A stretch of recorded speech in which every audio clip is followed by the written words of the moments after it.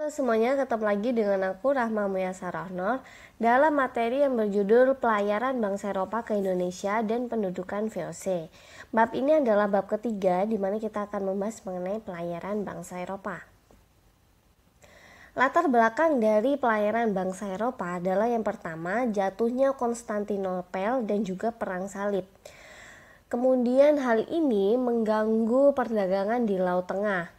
Dan dengan jatuhnya Konstantinopel pada tahun 1453 ke tangan Turki Utsmani, aktivitas perdagangan antara orang Eropa dan Asia terputus. Sultan Mehmed II yang merupakan penguasa Turki menjalankan politik yang mempersulit perdagangan Eropa untuk beroperasi di daerah kekuasaannya. Kemudian bangsa Barat menghadapi kendala krisis perdagangan rempah-rempah. Oleh karena itu, bangsa Barat berusaha keras mencari sumber daya dengan melakukan penjajahan samudra. Nah, ada beberapa faktor yang mendorong penjelajahan samudra. Yang pertama adalah semangat reconquista, yaitu semangat pembalasan terhadap kekuasaan Islam, di mana yang dijumpainya sebagai tindak lanjut dari Perang Salib. Kemudian semangat gospel, yaitu semangat untuk menyebarkan agama Nasrani. Semangat glory, yaitu semangat memperoleh kejayaan atas daerah jajahan. Kemudian semangat gold, yaitu semangat untuk mencari kekayaan atau emas. Dan perkembangan teknologi kemaritiman yang memungkinkan pelayaran dan perdagangan yang lebih luas, termasuk menyeberangi Samudra Atlantik. Faktor yang mendukung lainnya adalah adanya buku Imago Mundi yang menceritakan perjalanan Marco Polo. Kemudian adanya alat-alat pendukung seperti kompas, teropong, dan juga mesiu. Dan yang terakhir adanya penemuan Kopernikus yang didukung oleh Galileo yang menyatakan bahwa bumi itu bulat seperti bola. Matahari merupakan pusat dari seluruh benda-benda antariksa. Bumi dan benda-benda antariksa lainnya beredar mengelilingi matahari, yang merupakan teori heliosentris. Nah, negara-negara yang mempelopori penjelajahan samudra adalah Portugis dan Spanyol. Kemudian selanjutnya menyusul Inggris, Belanda, Perancis, Denmark, dan lain-lainnya. Nah, untuk menghindari persaingan antara Portugis dan Spanyol, maka pada tanggal 7 Juni 1494 lahirnya Perjanjian Tordesillas. Jadi di perjanjian itu Paus membagi daerah kekuasaan di dunia non-Kristiani menjadi dua bagian dengan batas garis demarkasi atau garis hayal yang membentang dari kutub utara ke kutub selatan. Daerah sebelah timur garis hayal adalah jalur atau kekuasaan Portugis, sedangkan daerah sebelah barat garis hayal adalah jalur Spanyol. Nah, pelayaran orang-orang Portugis itu dipelopori untuk mencari tempat asal rempah-rempah, dan hal ini tidak lepas dari kiat Pangeran Henry Mualim atau Henry Navigator yang memberi hak-hak istimewa kepada keluarga-keluarga saudagar sukses dari Italia, Spanyol, dan Prancis. Tujuannya supaya mereka bersedia tinggal dan berdagang di ibu kota Portugis. Nah, berikut ini adalah penjelajah-penjelajah yang berasal dari Portugis. Yang pertama adalah Bartolomeu Dias. Bartolomeu Dias berangkat dari Lisabon, Portugis, pada bulan Agustus 1487. Ketika sampai di ujung selatan benua Afrika, kapal Dias terkena badai topan. Setelah badai reda, Dias kembali ke Portugis. Oleh Dias dan rombongannya, ujung selatan benua Afrika dinamai Tanjung Badai atau Cape Town. Namun Raja Portugal João II mengganti namanya menjadi Tanjung Harapan atau Cape of Good Hope, karena untuk menghilangkan kesan menakutkan, dan tempat tersebut dianggap memberikan harapan bagi bangsa Portugis untuk menemukan Hindia. Kemudian pada tanggal 8 Juli 1497, Raja Portugis Manuel I memerintahkan Vasco da Gama untuk mengikuti jejak Bartolomeu Dias, dan ekspedisinya dilakukan melalui laut sepanjang pantai Afrika Barat. Nah, dalam pelayarannya, Vasco da Gama sempat singgah di pantai Afrika Timur. Atas petunjuk Muslim Moor, da Gama melanjutkan ekspedisinya memasuki Samudra Hindia dan Laut Arab. Perjalanan Vasco da Gama tiba di Kalkuta, India pada tanggal 22 Mei 1498. Di Kalkuta, Vasco da Gama berupaya mendirikan pos perdagangan. Ia membeli rempah-rempah untuk dikirim ke Portugis dan sebagian dijual ke negara-negara Eropa lainnya. Setelah beberapa lama menduduki Kalkuta, orang Portugis sadar bahwa penghasil rempah-rempah itu bukan India. Jadi ada tempat lain yang menjadi pusat perdagangan rempah-rempah di Asia, yaitu Malaka. Oleh karena itu, ekspedisi ke timur dilanjutkan kembali. Dan bagi Portugis, cara termudah menguasai perdagangan di sekitar Malaka adalah dengan merebut atau menguasai Malaka. Oleh karena itu, dari Kalkuta, Portugis mengirimkan ekspedisi ke Malaka di bawah pimpinan Alfonso de Albuquerque. Ekspedisi de Albuquerque ini tersebut berhasil menaklukkan Malaka pada tahun 1511. Kemudian kita akan masuk ke pelayaran orang-orang Spanyol. Dan berikut ini adalah para penjelajah Spanyol yang melakukan pelayaran ke dunia timur. Yang pertama, Christopher Columbus. Jadi pada tanggal 3 Agustus 1492 dengan menggunakan 3 buah kapal yaitu Santa Maria, Nina, dan Pinta, Columbus mulai berlayar mencari sumber rempah-rempah di dunia timur. Dan setelah berlayar lebih dari 2 bulan mengarungi Samudra Atlantik, Columbus sampai di Pulau Gunahani yang terletak di Kepulauan Bahama, Karibia.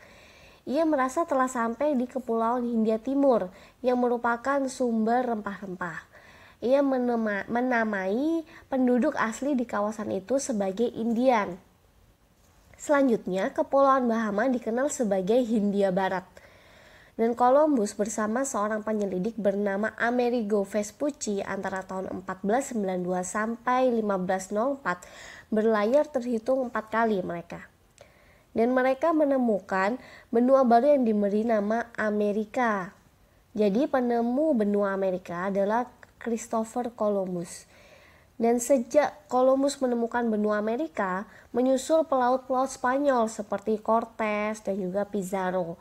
Cortés menduduki Meksiko pada tahun 1519 dengan menaklukkan suku Indian yaitu kerajaan Aztec dan suku Maya di Yucatan. Pada tahun 1530 baru Pizarro menaklukkan kerajaan India di Peru yaitu suku Inca.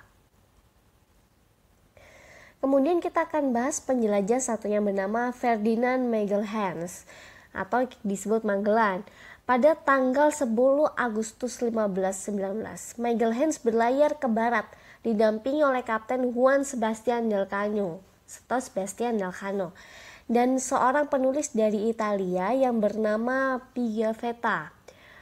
Penulis inilah yang mengisahkan perjalanan Magelhaens del Caño mengelilingi dunia yang membuktikan bahwa bumi ini bulat seperti bola. Dan pada tahun 1520 setelah menyeberangi Samudra Pasifik, sampailah rombongan Magelhaens di Kepulauan Masava, Filipina. Kepulauan ini diberi nama Filipina mengambil nama Raja Spanyol Philips II. Kemudian dalam suatu pertempuran melawan orang Mactan, Magelhaens gugur yaitu pada tahun 1521. Dan akibat peristiwa itu, rombongan bergegas meninggalkan Filipina yang dipimpin oleh Sebastian del Caño menuju Kepulauan Maluku. Selanjutnya kita akan membahas mengenai pelayaran orang-orang Inggris. Jadi yang pertama adalah Sir Francis Drake. Pada tahun 1577, Drake berlayar dari Inggris ke arah barat. Dan dalam pelayarannya, rombongan ini memborong rempah-rempah di Ternate. Setelah mendapatkan banyak rempah-rempah, Drake pulang ke negerinya dan sampai di Inggris pada tahun 1580. Pelayaran Drake ini belum memiliki arti penting secara ekonomis dan juga secara politik. Kemudian ada The Pilgrim Fathers. Jadi pada tahun 1607, rombongan yang menamakan dirinya Pilgrim Fathers melakukan pelayaran ke arah barat.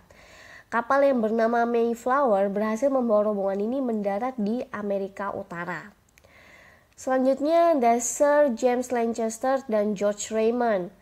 Pada pelayaran tahun 1591, Lancaster berhasil mengadakan pelayaran sampai ke Aceh dan ke Penang sampai di Inggris pada tahun 1594.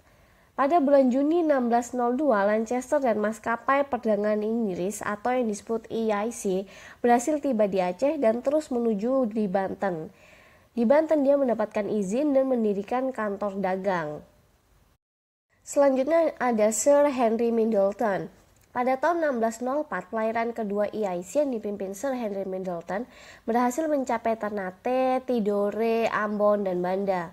Kemudian terjadi persaingan dengan VOC. Jadi selama tahun 1611 sampai 1617, orang-orang Inggris mendirikan kantor dagang di Sukadana atau Kalimantan Barat Daya, Makassar, Jayakarta, Jepara, Aceh, Pariaman, dan Jambi. Yang terakhir ada James Cook. Jadi pada tahun 1770, Cook berhasil mendarat di pantai timur Australia dan menjelajahi pantai Australia secara menyeluruh pada tahun 1771. Oleh karena itu, James Cook sering dikatakan sebagai penemu benua Australia. Selanjutnya kita akan membicarakan mengenai penjelajah Belanda. Dan berikut ini adalah pelaut Belanda yang melakukan penjelajahan ke dunia. Yang pertama adalah Barents. Pada tahun 1594, Barents mencari daerah timur atau Asia melalui jalur lain, yaitu ke utara. Perjalanan ini terhambat karena air laut membeku sesampainya di Kutub Utara. Ia berhenti di sebuah pulau yang dikenal dengan nama Pulau Novaya Zemlya. Kemudian memutuskan untuk kembali tapi meninggal dalam perjalanan. Kemudian ada Cornelis de Houtman. Jadi pada tahun 1595, de Houtman dengan 4 buah kapal yang memuat 249 orang awak beserta 64 meriam memimpin pelayaran mencari daerah asal rempah-rempah ke arah timur, mengambil jalur seperti yang ditempuh Portugis.